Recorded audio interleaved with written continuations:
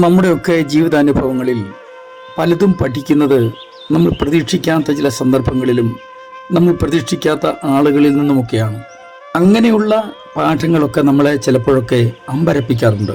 കാരണം നമ്മൾ ഒട്ടും പ്രതീക്ഷിച്ചില്ല ഇവരുടെ പക്കൽ ഇങ്ങനെയുള്ള ആശയങ്ങളും ഈ തരത്തിലുള്ള ചിന്താഗതികൾ വെച്ച് പുലർത്തുന്നവരുമാണ് ഇവർ എന്നൊക്കെ. കാരണം അത്രയ്ക്കും ഗംഭീരമാണ് അവർ പറയുന്ന ആശയങ്ങളും അവർ കാട്ടിത്തരുന്ന പുതിയ വഴികളും. നമ്മൾ ആദ്യാക്ഷരം എഴുതിപ്പിച്ച കുട്ടിയായിരിക്കും ചിലപ്പോൾ നമുക്ക് ഗുരുവായി തീരുന്നത്. ഇന്നും നമുക്ക് യേശുവിനോടുകൂടെ യാത്ര തുടരാം. ചില നിമിഷങ്ങളിലെ തുടർധ്യാനത്തിനായി അപ്പോസ്തലനായ പൗലോസ് കൊരിന്ത്യർക്ക് എഴുതിയ 2-ാം ലേഖനം 5-ാം അധ്യായം 7-ാം വാക്യം വായിക്കട്ടെ. കാഴ്ചയാൽ അല്ല, വിശ്വാസത്താൽ അത്രേ ഞങ്ങൾ നടക്കുന്നത്. യേശുക്രിസ്തുവിനോട് കൂടെ നടന്ന യൂദ ഒഴികെയുള്ള 11 ശിഷ്യന്മാരുണ്ടല്ലോ, അവർക്ക് പോലും കൈവരിക്കാൻ കഴിയാത്ത നേട്ടങ്ങളാണ് അപ്പോസ്തലനായ പൗലോസ് കൈവരിച്ചത്. വായിക്കാൻ വളരെ എളുപ്പമുള്ളൊരു വാക്യമാണ് കാഴ്ചയാലല്ല വിശ്വാസത്താലത്രേ ഞങ്ങൾ നടക്കുന്നത് എന്ന വാക്യം. എന്നാൽ അത് ജീവിതത്തിൽ പ്രായോഗികമാക്കുവാൻ അല്പം ബുദ്ധിമുട്ടുള്ള കാര്യമാണ്. ചിലരൊക്കെ വിശ്വാസത്തിന്റെ വഴികൾ പഠിക്കുന്നത് ചില പ്രത്യേക മേഖലകളിൽ കൂടിയാണ്. അവർ പോലും പ്രതീക്ഷിക്കാത്ത രോഗങ്ങളും പ്രതികൂലങ്ങളും ഒക്കെ ജീവിതത്തിൽ ആഞ്ഞടിക്കുമ്പോൾ ഇത് അവരെ വിശ്വാസം പഠിപ്പിക്കാനാണ് എന്ന് ആദ്യമൊന്നും മനസ്സിലാവില്ല.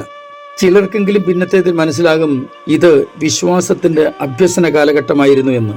വിശ്വാസം എന്നത് പരീക്ഷിക്കാനുള്ളതല്ല, പ്രാവർത്തികമാക്കാനുള്ളതാണ്.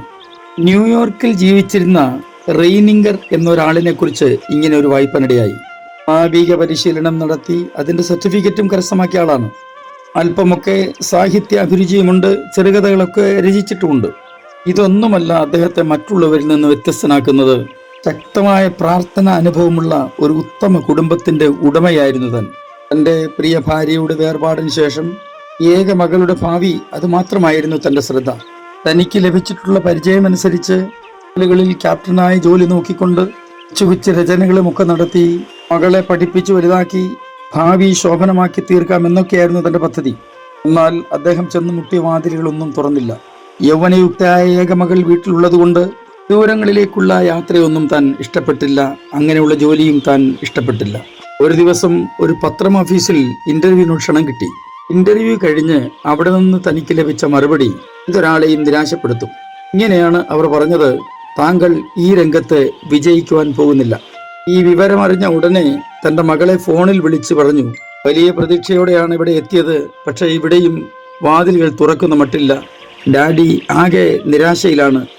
ഒരു ഗുരു തൻ്റെ ശിഷ്യന്മാർക്ക് ഉപദേശം കൊടുക്കുന്നത് പോലെ മകൾ തൻ്റെ ഡാഡിയോട് ഇങ്ങനെയാണ് മറുപടി കൊടുത്തത്: ഡാഡി ഒരിക്കലും ഒരു തൊട്ടാവാടിയാകരുത്. വിശ്വാസം മുറുകെ പിടിക്കാം, മുട്ടിപ്പായി നമുക്ക് പ്രാർത്ഥിക്കാം. അനുയോജ്യമായ ജോലി തക്ക സമയത്ത് ദൈവം നൽകുക തന്നെ ചെയ്യും. ഇത്രയും വിശ്വാസത്തിന്റെ വാക്കും ആ പ്രചോദനവുമൊക്കെ ഈ കുട്ടിക്ക് ലഭിച്ചത് തൻ്റെ മാതാവിൽ നിന്നായിരുന്നു. താനും വിശ്വാസത്തിലൊട്ടും പുറകോട്ടല്ലെങ്കിലും പെട്ടെന്ന് നിരാശപ്പെട്ടു പോകുന്ന സ്വഭാവമുണ്ട് തനിക്ക്. ഏതായാലും മകളുടെ വാക്കുകൾ തനിക്ക് വല്ലാതെ ധൈര്യം പകർന്നു. മടക്കയാത്രയിൽ പ്രാർത്ഥിച്ചുകൊണ്ടാണ് ട്രെയിനിൽ ആയിരുന്നത്. നല്ല തിരക്കുള്ള ആ ട്രെയിനിൽ ഇരിക്കാൻ പോലും അദ്ദേഹത്തിന് സീറ്റ് കിട്ടിയില്ല. തന്നെക്കാൾ വളരെ പൊക്കമുള്ള ഒരാൾ തൊട്ടടുത്ത് നിൽപ്പുണ്ടായിരുന്നു.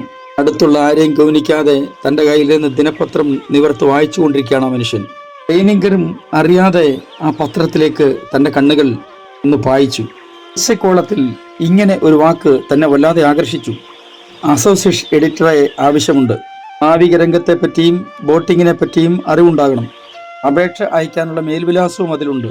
പക്ഷേ ഇയാളോട് ആ പത്രം ചോദിക്കാനുള്ള ധൈര്യവുമില്ല. തൻ്റെ കയ്യിൽ അഡ്രസ്സ് എഴുതിയെടുക്കാൻ പേനയുമില്ല. ഏതായാലും 4 അക്കമുള്ള പോസ്റ്റ് ബോക്സ് നമ്പർ താൻ മനഃപ്പാടമാക്കി. വീട്ടിലെത്തുവോളും അത് ഉരുവിട്ടുകൊണ്ടേയിരുന്നു. വീട്ടിൽ ചെന്ന ഉടനെ തന്നെ ഒരു പേനയെടുത്ത് അത് എഴുതി വെച്ചു. ആ മേൽവിലാസത്തിൽ അയച്ച കത്തിന് തനിക്ക് മറുപടി ലഭിച്ചു. ഇന്റർവ്യൂവിന് ഹാജരായി. തനിക്കവിടെ നിയമനവും ലഭിച്ചു.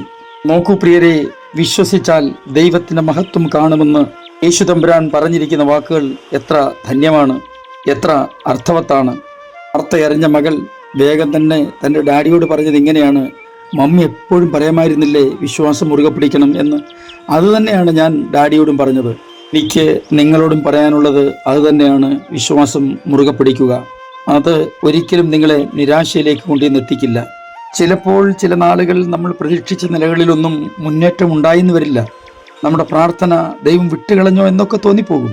മുട്ടുന്ന വാതിലുകൾ ഒന്നും തുറന്നില്ലെന്ന് വന്നേക്കാം. എങ്കിലും ധൈര്യം കൈവിടരുത്. ദൈവവചനത്തിനുള്ള ആധികാരികത മുറുകെ പിടിക്കണം. അത് വെറും ആശ്വാസവാക്കുകളല്ല കേട്ടോ, സമാധാനത്തിനു വേണ്ടി എഴുതി വെച്ചിരിക്കുന്ന വാക്കുകളല്ലത്. അതിനപ്പുറത്ത് അതിലൂടെ ഒരു പ്രവൃത്തിയുണ്ട്. അതുവരെ കാത്തിരിക്കണം, ക്ഷമയോടെ കാത്തിരിക്കണം, വിശ്വാസത്തോടെ പ്രാർത്ഥിക്കണം. അങ്ങനെയെങ്കിൽ തക്ക സമയത്ത് ദൈവം നിങ്ങളെ ഉയർത്തും. അപ്പോസ്തലൻ പറഞ്ഞതുപോലെ കാഴ്ചയാൽ അല്ല വിശ്വാസത്താൽ അത്രേ നമ്മൾ ജീവിക്കേണ്ടത്. അതിന് ദൈവം എല്ലാവരെയും സഹായിക്കട്ടെ. സ്വർഗീയ പിതാവേ, എല്ലാ പ്രിയ മക്കൾക്കാട്ടും സ്തോത്രം. അടിയങ്ങളോട് കരുണ ഉണ്ടാകണമേ. വിശ്വാസത്തിൻ്റെ വഴികളിൽ ഉറച്ചു നിന്ന് അങ്ങയെ സാക്ഷ്യപ്പെടുത്തുവാൻ ഞങ്ങളെ സഹായിക്കണമേ. യേശു ക്രിസ്തുവിൻ്റെ പുണ്യനാമത്തിൽ തന്നെ ആമീൻ.